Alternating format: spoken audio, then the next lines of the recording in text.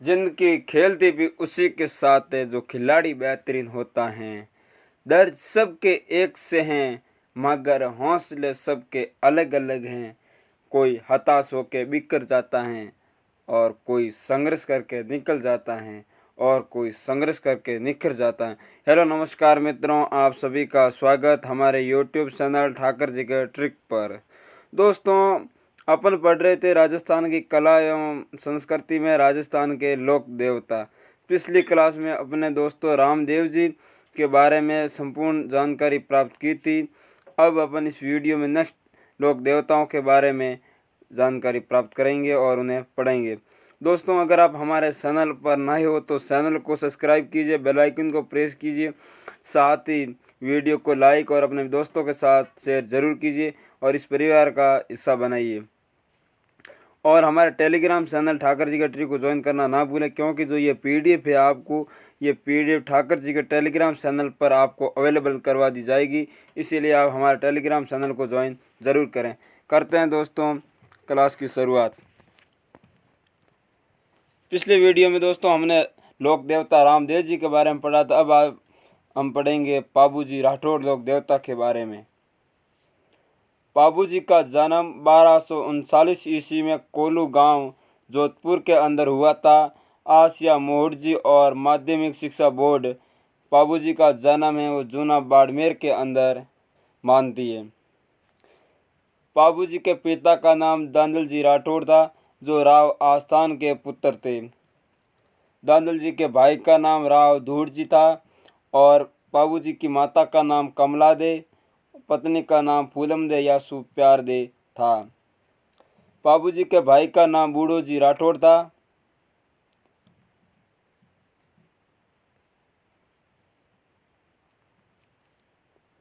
भतीजे का नाम रूपनाथ या जरडो जी और बालकनाथ जी ये पाबूजी के भतीजे थे।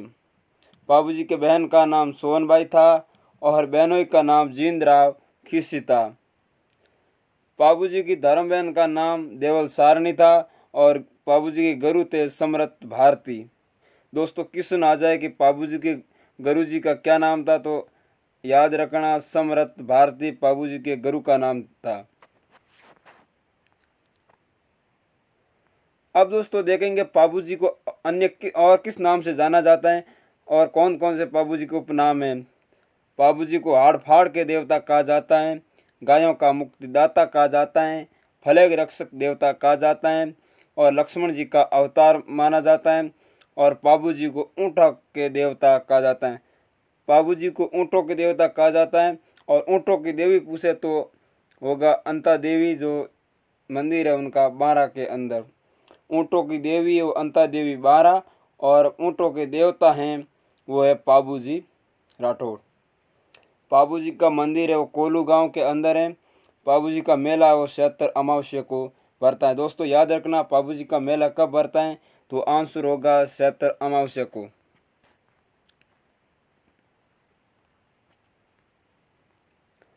पाबूजी के सहयोगी सांदा, डेमा, हरमल रेबारी, सलजी सोलंकी और पाबूजी का वाहन है केसर कालवी घोड़ी, जो काले रंग की है। पाबूजी के वाहन का नाम है केसर कालवी घोड़ी थी। ये दोस्तों ज़रूर याद रखना, कई बार परीक्षा में आ चुका है। ये वेरी वेरी इंपॉर्टेंट है।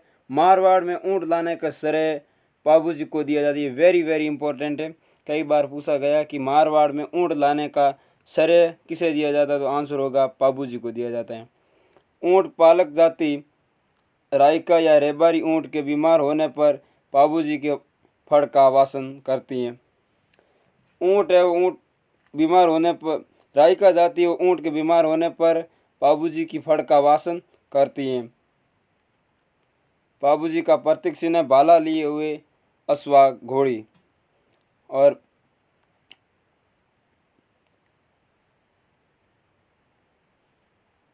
पाग पगड़ी बाई और झुकी हुई।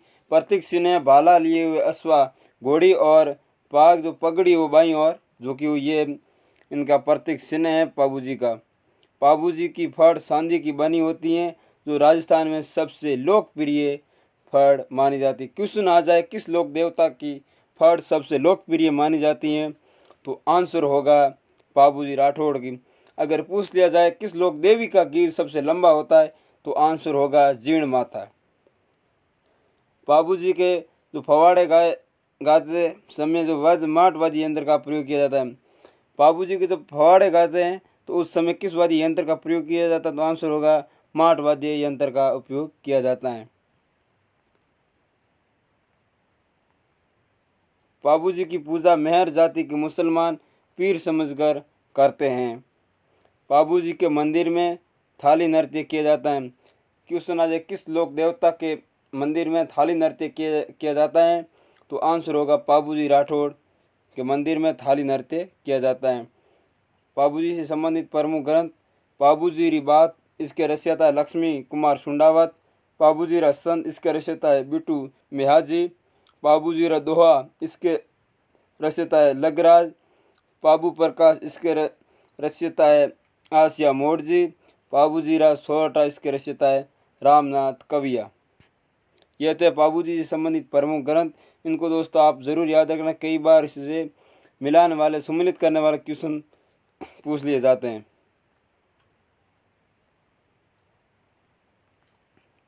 पाटन के मिर्जा खान ने अत्यधिक गो हत्या की तो बाबूजी ने मिर्जा खान को सबक सिखाया था। गुजरात के आनाबहोल से परेशान होकर बाबूजी की शरण में आए शानदार डेमा, खरमल, सांदल, खांगतल, पेमा और खापू सभी भाइयों को एक साथ बैठाकर बाबूजी ने भोजन करवाया और बाबूजी ने भी भोजन किया और अस्पृश्यता का अंत किया।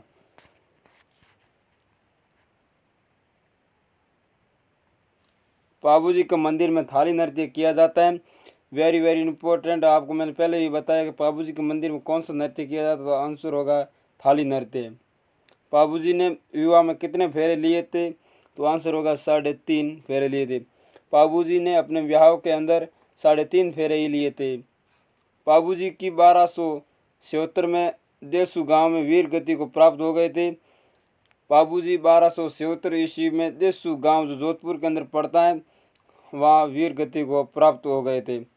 बाबूजी की मृत्यु का बदला भतीजे रूपनाथ जी ने जींदराव खीसी को मार कर लिया था। जींदराव खीसी थे वो बाबूजी के बहनोई थे। रूपनाथ को हिमाचल प्रदेश में बालकनाथ के रूप में पूजते हैं। और रूपनाथ जी के पिता का नाम बूढ़ो जी राठौड़ था। माता का नाम केआर कुंवर यानी गिरनार गुजरात की निवासी थी और इसके बहन का नाम था रूपनाथ जी की कैलमदे जो गोगा जी के साथ इसका विवाह हुआ था।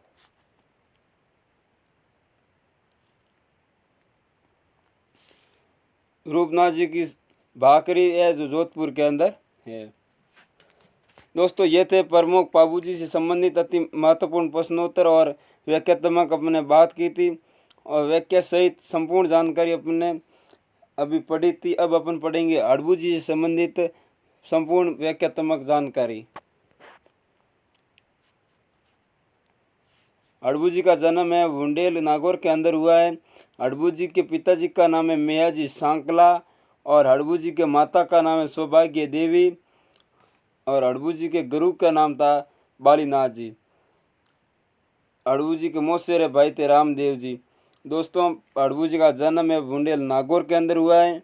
इनके गुरु का नाम बालीनाथ जी था और इनके मौसेरे भाई रामदेव जी थे। इनके पिता का नाम मेयाजी सांकला था और माता का नाम सौभाग्य देवी था। हड़बू जी के उपनाम इसे वीर योद्धा कहा जाता है। हड़बू जी को सन्यासी पुरुष कहा जाता है, शकुन शास्त्र के ज्ञाता कहा जाता है और वसन सिद्ध पुरुष कहा जाता है।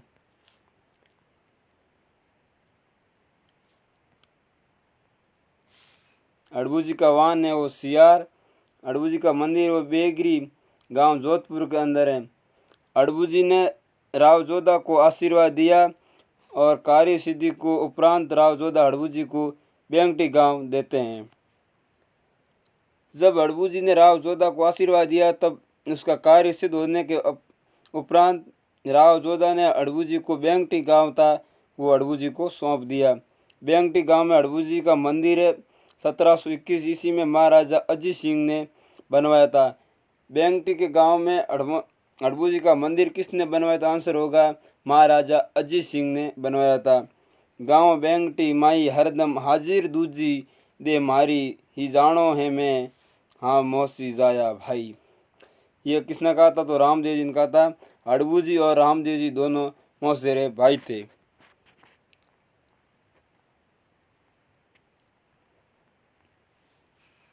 हड़बू जी के मंदिर में बैलगाड़ी की पूजा होती है। किस लोक देवता के मंदिर में बैलगाड़ी की पूजा होती है? तो आंसर होगा हड़बू जी के मंदिर में बैलगाड़ी की पूजा होती है। मंदिर में सांकला राजपूत पुजारी होता है। हड़बू जी ने रामदेव जी की समाधि के 8 दिन बाद समाधि ली थी और रामदेव जी से 1 दिन पहले डालीबाई ने समाधि ली थी और डालीबाई के 1 दिन बाद रामदेव जी ने समाधि ली थी और रामदेव जी के 8 दिन बाद हड़बू जी ने समाधि ली थी। हड़बू जी और रामदेव जी मौसेरे भाई थे। रामदेव जी ने हड़बू जी को समाधि के बाद राम टोकरा व सोनसड़िया भेंट की थी। हड़बू जी का मेला वो चैत्र व भाद्रपद महीने में भरता है और पाबू जी का मेला वो चैत्र अमावस्या को लगता है। हड़बू जी पंगु गायों के लिए बैलगाड़ी में सहारा लेकर आते थे। हड़बू जी वो पंगु गायों के लिए बैलगाड़ी में सहारा लेकर आते थे। हड़बू जी का वो मेला है वो चैत्र व भाद्रपद के महीने में भरता है और हड़बू जी के मंदिर में बैलगाड़ी की पूजा होती है। हड़बू जी के गुरु जी का नाम बालीनाथ जी है और इनके वाहन का नाम है सियार। इनका मंदिर व बेंगरी गांव जोधपुर के अंदर है। दोस्तों क्लास कैसी लगी कमेंट बॉक्स में कमेंट ज़रूर करें और भी आपका कोई सुझाव हो तो कमेंट करना। वीडियो कैसा लगा लाइक करें, चैनल को शेयर करें, आगे से आगे अपने मित्रों तक इस वीडियो को पहुंचाएं। मिलते हैं नेक्स्ट वीडियो में, तब तक के लिए जय हिंद जय भारत।